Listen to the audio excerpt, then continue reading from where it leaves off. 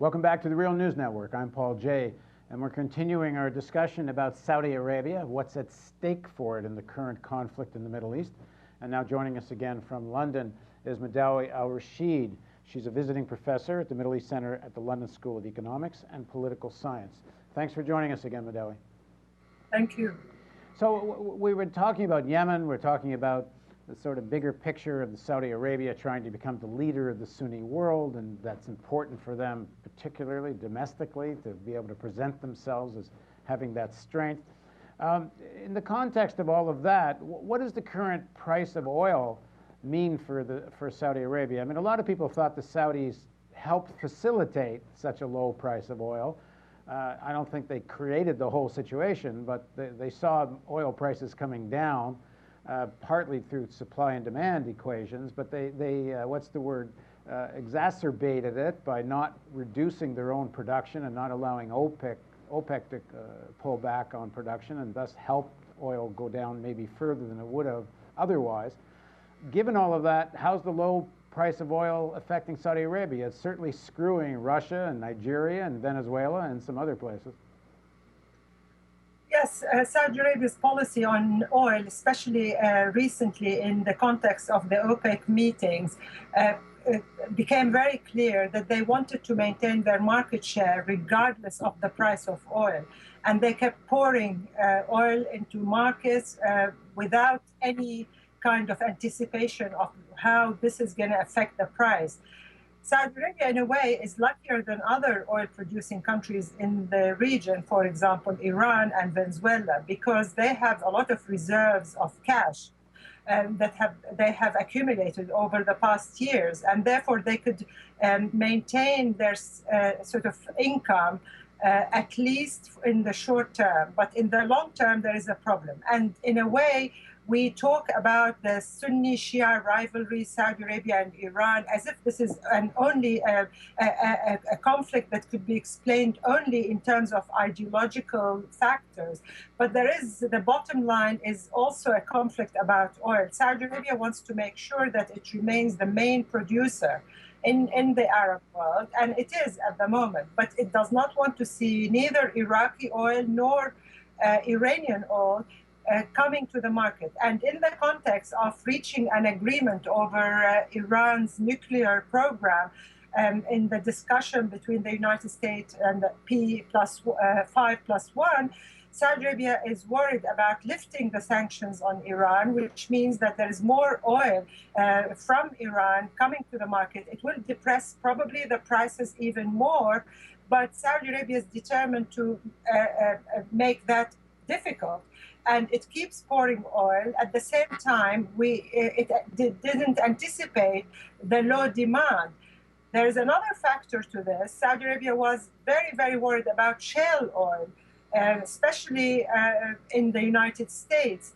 And therefore, cheap oil coming from Saudi Arabia that is also cheap to extract helps the Saudis to maintain their market share.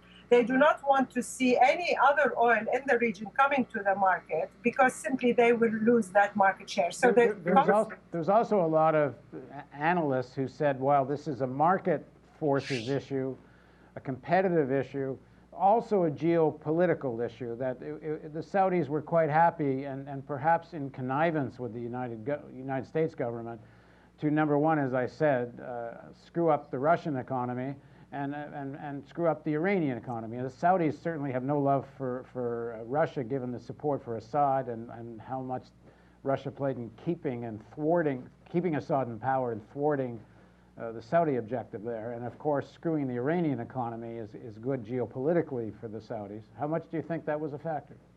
Yes, it is a factor because Saudi Arabia felt the threat of Iran, not only in terms of penetrating Arab society and getting closer to the borders with Saudi Arabia, especially in Iraq, on the northern borders of the country, but cheap oil and low oil prices also serve Saudi's foreign policy in terms of its relation with both Russia and Iran. Now, you would think if you looked at this objectively, just in terms of pure economic interest, even geopolitical interest, you would think a Saudi-Iranian alliance would actually make a heck of a lot of sense for both of them. First of all, they're both theocracies. They're both theocracies that are, you know, contain a lot of billionaires and multi-billionaires. Between them, they would be a powerhouse. They would virtually control the price of global oil, and they would balance American power in the region. Right now, I would think one of the objectives of the American rapprochement with Iran, assuming that it happens, is that it helps to balance Saudi and GCC power, and they get to play Iran and GCC off against each other, which is good for the Americans. But the objective interest here seems to be the Saudis simply want to be the lone leading monarchy, and nothing else seems to matter to them. Well, I think the Saudis perceive their foreign policy and their status in the Arab and Muslim world as a zero-sum game. So if Iran is rehabilitated into the international community, this is interpreted as a loss for Saudi Arabia. Saudi Arabia does not trust Iran, and Iran does not trust Saudi Arabia after 1979. There's a long history of animosity. Remember, the Iranian Revolution had very, very loud slogans wanting to spread Islamic revolutionary spirit across the region, and it did not happen. Simply because Iran does, as a country and as a mode of government, does not appeal to the Sunni majority. Neither does Saudi Arabia. And therefore, the Arab world has become hostage to these rival theocracies that are determined to be in a situation where each one of them is the winner. But this is not possible. And at the end, they are fighting these regional wars by proxies, until the day comes when both leadership realize that it is nobody's going to win this war, and it is going to lead to more death and chaos, and possibly drain the resources of both countries. Saudi Arabia started using its reserves as a result of the sheer drop in oil prices over the last 6 months. And if it continues to adopt a very aggressive military foreign policy abroad, and also deal with the domestic demand, the welfare system that it started, it will have to draw on its reserves that are sitting in banks. And this is not good news for Saudi Arabia itself. Its population is increasing. There's still problems with employment. All the graduates that had been exported abroad to gain knowledge and education and skills are coming back, and they're going to ask for jobs. And at the moment, this war on Yemen that we talked about is actually creating a kind of hyper-nationalism that is very aggressive. So to channel all your problems, domestic problems, into an external enemy and fight a war, it has served the Saudi regime, because those people who were very, very critical of the regime inside Saudi Arabia had postponed their criticism, and they are getting involved in this hyper-nationalism that is extremely dangerous. Well, it's all, I would think, pretty good news if you're in the Israeli government. The Iran-Saudi conflict or rivalry has certainly taken the Arab world's attention off the Palestinian question. In fact, I don't remember hearing the words Palestinian question in quite a while from the Saudis. In fact, there's quite a convergence of interest with the Saudis and Israel, and probably certain kinds of collaboration going on. How's that playing out domestically in Saudi Arabia? Since the Arab uprising in 2011, we don't hear anybody talking about the Israeli-Palestinian conflict or trying to push for a solution. Saudi Arabia identified its enemy first as Iran, then the Islamists, especially the ones who won elections in Tunisia and Egypt, and it passed anti-terrorism laws to criminalize those. And therefore, the Palestinian issue had been put on the shelf as far as the Saudi leadership is concerned, and in fact, most of the Arab region. Of course, this is a situation that is beneficial to Israel, because it could actually keep the no solution as the solution. I mean, I know the Israeli rhetoric about Iran is extremely high, but the truth is the American and Israeli interest is to get all the major Arab and Middle East players, Persian and such, at each other's throats. This is happening on the ground. I mean, it doesn't really need any kind of foreign intervention because we see it playing out in multiple locations from Iraq to Lebanon and now in Yemen and in Bahrain. It is an ongoing conflict that is actually used by leadership in both Iran and Saudi Arabia to cover domestic issues and domestic challenges. Remember, Saudi Arabia felt very nervous after the Arab uprising because it felt that the domino effect of this uprising might reach Saudi Arabia. They poured money on the population in order to pacify it. Then now it seems to me that they are launching these military strikes for the same reason.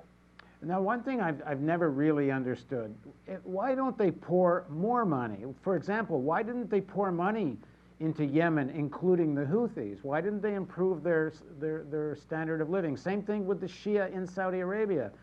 I mean, why don't they pour money on the people that are poor?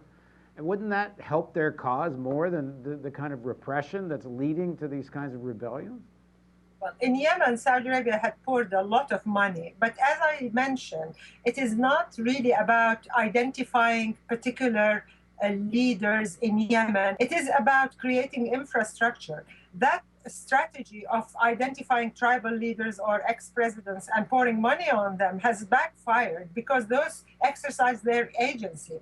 You know, when governments pay local agents to pursue a particular policy, it doesn't guarantee that they will, because those actors have agency, which means that they have their local interest, domestic interest, and they fight power struggle. They have power struggles within their own community, and they're happy to play one donor against another. So therefore, pouring money is not the solution. No, I meant putting money in a way that actually improved ordinary people's well-being and living conditions. But Saudi Arabia hasn't done that. And in fact, when it has done any kind of educational development in Yemen, they set up Salafi schools in order to convert the Zaydis, who are Shia, into Salafis, and contributed to the friction between the original local communities of Yemen. Okay, just finally, how much do you think the arms merchants, mostly American, but certainly not only, Europeans have a big role to play in all this, how much do you think they help drive all of this?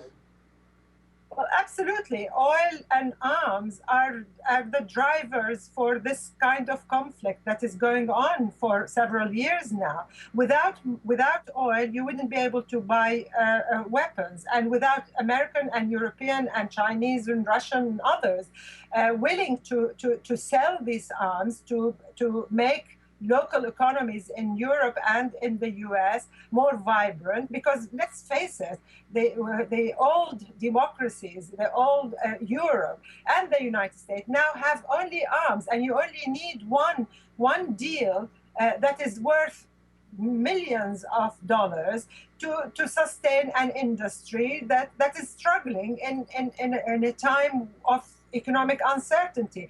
And they found a niche in the GCC countries. The arms company use their insecurities and play on those insecurities in order to sell them arms. And they are willing to buy them simply because they want to appear more aggressive. And probably in a world where might is right, they want to appear as able to pursue their own policies independent of the United States or anybody else. All right, thanks very much for joining us, Madawi. Thank you. And thank you for joining us on the Real News Network.